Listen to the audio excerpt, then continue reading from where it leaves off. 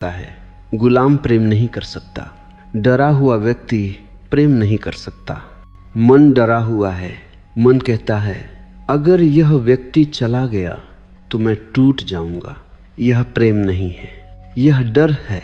प्रेम कहता है अगर वह जाता है तो मैं उसे आशीर्वाद दूंगा, क्योंकि प्रेम अधिकार नहीं है, प्रेम शुभकामना है। मैं जानता हूं यह बात मन को कठिन लगेगी। मन कहेगा यह व्यावहारिक नहीं है। मन हमेशा यही कहता है, लेकिन ध्यान रखना, जो मन को व्यावहारिक लगता है वही जीवन को दुखद बना देता है। मन ने ही विवाह को जेल बना दिया। मन ने ही परिवार को संघर्ष बना दिया। मन ने ही प्रेम को राजनीति बना दिया। प्रेम राजनीति नहीं है, प्रेम प्रार्थना है। और प्रार्थना तभी होती है जब मैं थोड़ा पीछे हट जाता है। मन कहता है मैं केंद्र में हूँ। चेतना कहती है जीवन केंद्र में है। जब तुम प्रेम में हो और फिर भी स्वतंत्र हो, जब तुम साथ हो और फिर भी अकेले हो सकते हो, जब तुम किसी के पास हो और फिर भी अपने भीतर टिके हो, तब जानना मन पीछे छूट रहा है। तब प्रेम तुम्हें बांधता नहीं, तब प्रेम तुम्हें उड़ान देता है। मन प्रेम को मांग बना देता है, चेतना प्रेम को दान बना देती है। मन कहता है मुझे भी दो, चेतना कहती है जो है वही बहने दो। और जब कुछ बहता है तो वो ताज़ा रहता है। ठहरा हुआ पानी सड़ जाता है, ठहरा हुआ प्रेम भी सड़ जाता है। इसीलिए मैं कहता हूँ प्रेम को भी मत पकड़ो, जीवन को भी मत पकड़ो। मन पकड़ता है, चेतना बहती है, और जो बहने की कला सीख लेता है उसके लिए जीवन बोझ नहीं रहता। आगे मैं तुमसे बात करूँगा मन और सुख दुख की आदत की। मन कैसे दुख से भी पहचान बना लेता है और कैसे मन से परे जाकर आनंद सहज हो जाता है। अब मैं थोड़ी संक्षिप्त बात करूँगा, लेकिन गहराई कम नहीं होगी। कभी कभी कम शब्द सीधे भीतर उतर जाते हैं। मन सुख दुख को घटना की तरह नहीं, आदत की तरह पकड़ लेता है। तुम सोचते हो मुझे दुख मिला है। सच यह है तुमने दुख को पकड़ लिया है। दुख आता है, ये स्वाभाविक है। दुख में रह जाना यह मन की चाल है। मन दुख को भी पहचान बना लेता है। मैं दुखी हूँ, और धीरे धीरे ये मैं का हिस्सा बन जाता है। फिर अजीब स्थिति होती है। अगर दुख चला जाए तो मन खाली महसूस करता है। इसलिए लोग कहते हैं कुछ कमी सी लग रही है। वह कमी दुख की आदत की होती है। मन परिचित चाहता है, भले ही वह पीड़ा ही क्यों न हो। सुख जब आता है तो मन तुरंत भविष्य में चला जाता है, यह रहेगा या नहीं, और उसी क्षण सुख चला जाता है। सुख वर्तमान है, दुख भी वर्तमान में आता है, लेकिन दुख को मन खींचकर लंबा कर देता है। मैं यह नहीं कह रहा कि तुम कभी दुखी न हो। मैं कह रहा हूँ दुख को रुको मत। देखो दुख उठा, शरीर में तरंग बनी, और अगर तुम देख रहे हो तो वह तरंग गिर जाएगी। मन कहता है क्यों हुआ, किसने किया, अब क्या होगा।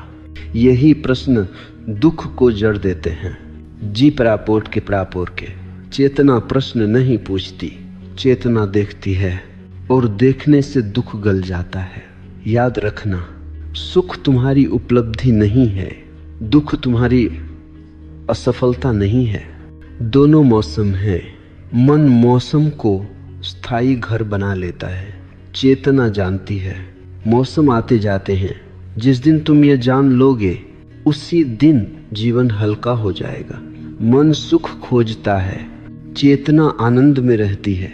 सुख कारण से आता है, आनंद बिना कारण होता है, और बिना कारण जो हो वही शाश्वत होता है। बस इतना ही सूत्र है। मन को बदलना नहीं है, मन से लड़ना नहीं है, मन को आदत बनाते हुए देख लेना है। देखते देखते आदत टूट जाती है, और जब आदत टूटती है तो भीतर एक मौन खिलता है। वही मौन आनंद है। आगे मैं तुमसे बात करूंगा मन और कर्म की। मन कैसे बोझ बनाता है और कैसे कर्म पूजा बन सकता है। अब मैं तुम्हें उस जगह ले चलता हूँ जहाँ मन सबसे ज्यादा मेहनत करता है, कर्म के क्षेत्र में। मन कहता है कुछ करके दिखाना है, कुछ बनना है, कुछ साबित करना है, और यहीं से कर्म बोझ बन जाता है। कर्म अपने आप में कभी बोझ नहीं होता, बोझ बनाता है मन का उद्देश्य। जब तुम कुछ पाने के लिए करते हो तो कर्म थकाता है, और जब तुम करने के आनंद में करते हो तो कर्म नृत्य बन जाता है। मैंने देखा है, एक ही काम कोई दुख से करता है और वही काम कोई गीत की तरह करता है।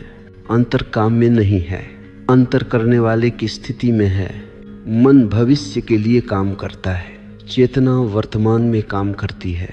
मन कहता है यह कर लो फिर सुख मिलेगा, चेतना कहती है जो कर रहे हो वही सुख है। मन परिणाम का गुलाम है, चेतना प्रक्रिया में जीती है।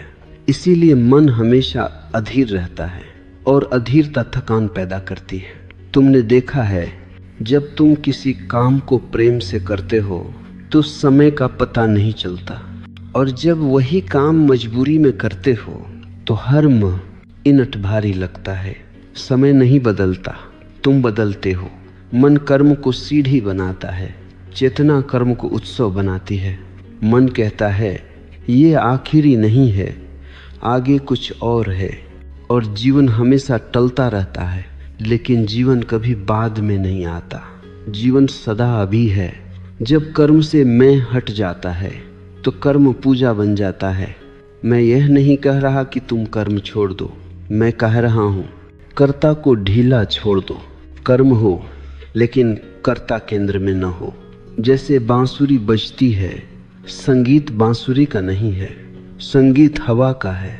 बांसुरी खाली है इसलिए गीत निकलता है। तुम भी अगर खाली हो जाओ तो जीवन तुम्हारे माध्यम से गाने लगेगा। मन भरा हुआ है इच्छाओं से, डरों से, महत्वाकांक्षा से, और भरे हुए पात्र से कुछ नया नहीं निकलता। मन कर्म में तुलना ले आता है, वह आगे क्यों है, मैं पीछे क्यों हूँ। यहीं से ईर्ष्या आती है, यहीं से थकान आती है।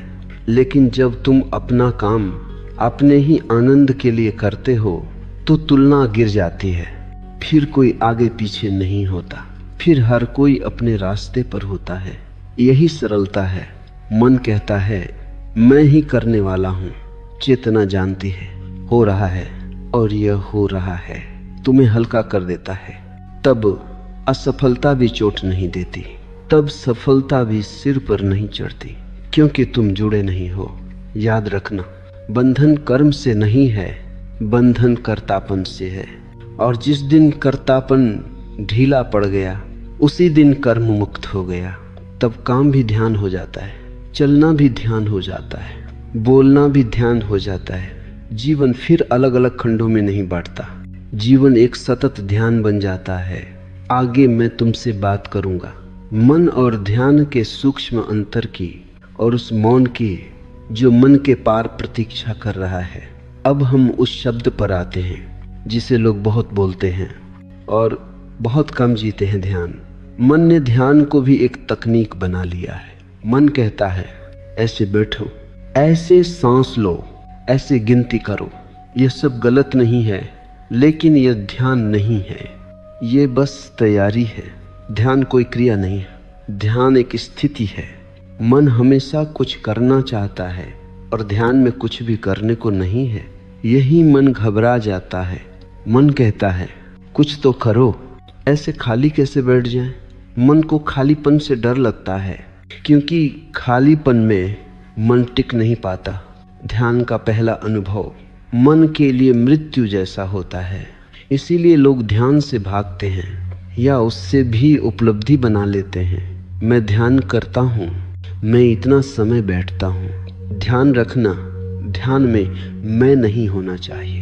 जहाँ मैं आ गया वहाँ मन लौट आया। ध्यान का अर्थ है जो है उसे वैसे ही देख लेना, न बदलने की कोशिश, न सुधारने की योजना। सांस चल रही है देखो, विचार आ रहे हैं देखो, शरीर में बेचैनी है देखो, बस देखो। मन कहेगा यह तो बहुत साधारण है। मन को हमेशा असाधारण चाहिए, लेकिन जीवन साधारण में ही घटता है। ध्यान कोई चमत्कार नहीं है, ध्यान सच्चाई है। जब तुम बिना चयन के देखते हो तो मन धीरे धीरे पीछे हटने लगता है। ध्यान रखना, मन को हटाने की कोशिश मत करना। अगर तुम हटाने की कोशिश करोगे तो हटाने वाला भी मन ही होगा। बस देखो, देखते देखते विचारों के बीच जगह बनने लगती है। पहले विचार आते हैं, फिर जाते हैं, फिर उनके बीच थोड़ी खामोशी आती है। वही खामोशी ध्यान की पहली झलक है। और वह खामोशी तुम्हारे करने से नहीं आती, वह तुम्हारे न करने से आती है। मन शोर है, ध्यान मौन है, लेकिन मौन को लाने की जरूरत नहीं है। मौन पहले से मौजूद है। जैसे आकाश, बादलों के पीछे भी आकाश ही रहता है। बादल हटते हैं तो आकाश प्रकट हो जाता है। मन बादल है, तुम आकाश हो। मन समझ में आते ही तुम यह पहचानने लगते हो, मैं विचार नहीं हूँ, मैं भावना नहीं हूँ, मैं शरीर नहीं हूँ, मैं वह हूँ जो इन सबको देख रहा है। और यह पहचान कोई दर्शन नहीं है, यह अनुभव है। इस अनुभव के बाद जीवन में एक अजीब सरलता आ जाती है। तुम कुछ पाने की जल्दी में नहीं रहते, तुम कुछ खोने से डरते नहीं, क्योंकि जो तुम हो वह कभी खो नहीं सकता। मन समय में जीता है, ध्यान कालातीत है। मन कहता है कित न समय लगेगा, ध्यान कहता है अभी, और अभी में सब कुछ घट सकता है। इसलिए मैं कहता हूँ, ध्यान कोई अभ्यास नहीं है, ध्यान एक स्मरण है। स्मरण कि तुम कौन हो। और जब यह स्मरण गहरा होने लगता है तो मन धीरे धीरे एक सेवक बन जाता है। फिर मन उपयोगी होता है, फिर मन सुंदर होता है, लेकिन अब वह मालिक नहीं रहता। आगे मैं तुमसे बात करूंगा मन के अंतिम पतन की और उस स्वतंत्रता की जो मन के पार प्रतीक्षा कर रही है। अब हम लगभग किनारे पर आ पहुंचे हैं। यहाँ शब्द अपने आप कम हो जाते हैं क्योंकि अनुभव गहरा हो जाता है। मन जब तक मालिक था तब तक जीवन संघर्ष था, और जब मन सेवक बन गया तो जीवन सरल हो गया। मन गया नहीं है, बस उसकी जगह बदल गई है। अब वह आदेश नहीं देता, अब वह सहायता करता है। यही संतुलन है। मन से मुक्त होने का अर्थ बुद्धू हो जाना नहीं है। मन से मुक्त होने का अर्थ है मन के अधीन न होना। अब तुम सोचते हो, लेकिन सोच तुम पर हावी नहीं होती। अब भाव आते हैं लेकिन बहा नहीं ले जाते। एक गहरी शांति पृष्ठभूमि में बनी रहती है। शोर ऊपर है, मौन नीचे है, और तुम नीचे टिक गए हो। इस स्थिति में जीवन हल्का लगता है। छोटी बातें भारी नहीं बनती।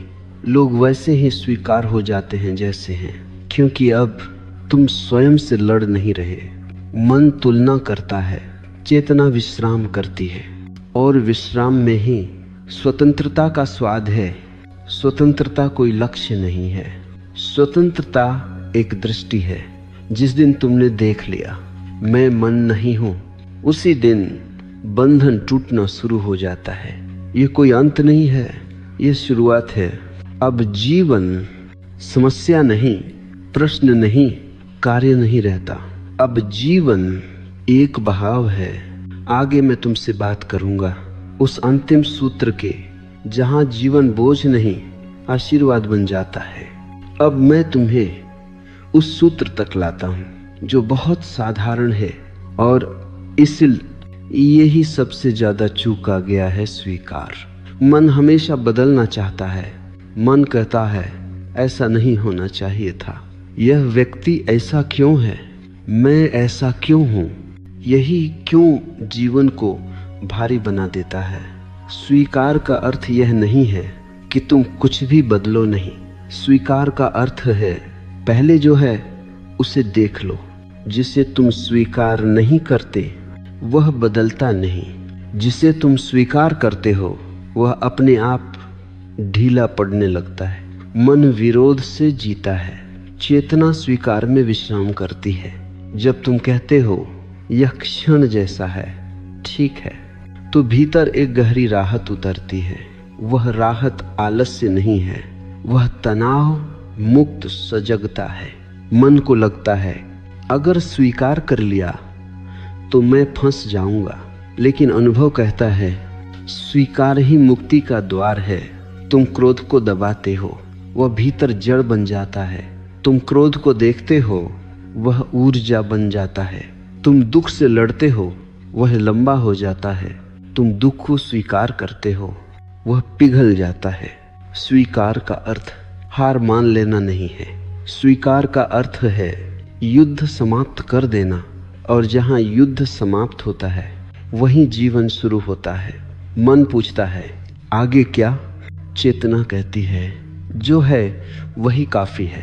और आश्चर्य यह है जो काफी अनुभव में आता है तो कुछ भी कमी नहीं रहती। मन हमेशा अधिक चाहता है, चेतना गहराई चाहती है। अधिक में कभी तृप्ति नहीं, गहराई में अपार संतोष है। जब तुम जीवन को ठीक ठीक जैसा है वैसा स्वीकार करते हो तो जीवन भी तुम्हें स्वीकार करने लगता है। तब तुम बहते हो, तब तुम संघर्ष नहीं करते। मन हटता है, हृदय आगे आता है, और उस क्षण तुम पहली बार घर लौटते हो। अब अंतिम बात शेष है, निष्कर्ष नहीं बल्कि स्मरण। अब कोई नई बात नहीं है, अब सिर्फ स्मरण है। सत्य नया नहीं होता, सत्य याद आता है। पूरी यात्रा में मैंने तुम्हें कहीं और नहीं ले जाया, मैं तुम्हें बार बार तुम्हारे पास ही लौटाता रहा हूँ। मन समझ में आ गया तो जीवन सरल हो गया, क्योंकि अब तुम जीवन को सुधारने नहीं निकले, अब तुम जीवन को जीने लगे। मन समस्या बनाता है, चेतना उत्सव बनाती है। मन कहता है कुछ कमी है, चेतना जानती है सब पर्याप्त है। यह जानना बौद्धिक नहीं है, यह गहरे मौन में उतरता है। अब तुम यह नहीं पूछते मुझे क्या करना चाहिए, अब तुम यह देखते हो इस क्षण क्या हो रहा है, और जो हो रहा है उसी में तुम पूरे होते हो। अब तुम्हारी चाल बदल जाती है, अब तुम्हारी आंखों में जल्दबाजी नहीं रहती, अब तुम्हारी सांसों में तनाव नहीं रहता, अब तुम भविष्य के लिए वर्तमान की हत्या नहीं करते।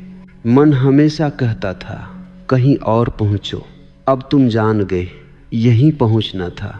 जीवन कोई उपलब्धि नहीं है, जीवन कोई मंजिल नहीं है, जीवन एक निरंतर नृत्य है। और नृत्य का मजा पहुंचने में नहीं, नाचने में है। अब तुम दुख को भी देखते हो तो वह तुम्हें तोड़ता नहीं, अब तुम सुख में भी रहते हो तो वह तुम्हें बांधता नहीं, क्योंकि अब तुम जानते हो मैं अनुभव नहीं हूँ, मैं अनुभव करने वाला हूँ। शरीर बदलेगा, मन बदलेगा, रिश्ते आएंगे जाएंगे, लेकिन जो देख रहा है वह सदा वही रहता है। उसी में विश्राम है, उसी में भरोसा है, उसी में आनंद है। अब जीवन को सही गलत में मत बांटो, पाप पुण्य में मत बांटो, सफल असफल में मत बांटो। जीवन को बस देखो, देखते देखते तुम पाओगे जीवन स्वयं तुम्हें जी रहा है। और उस क्षण अहंकार गिर जाता है, डर गिर जाता है, भारीपन गिर जाता है। बस एक हल्कापन बचता है, एक मौन, एक कृतज्ञता, एक मुस्कान बिना कारण। मैं तुमसे विदा नहीं ले रहा, क्योंकि जो समझ में आ गया वह कभी जाता नहीं। अब जब भी मन शोर करे तुम मुस्कुरा देना और याद कर लेना तुम मन नहीं हो। यही अंतिम सूत्र है, यही पूरा शास्त्र है। और अगर ये उतर गया तो फिर कुछ भी जोड़ने को शेष नहीं। जीवन अपने आप सरल हो गया है।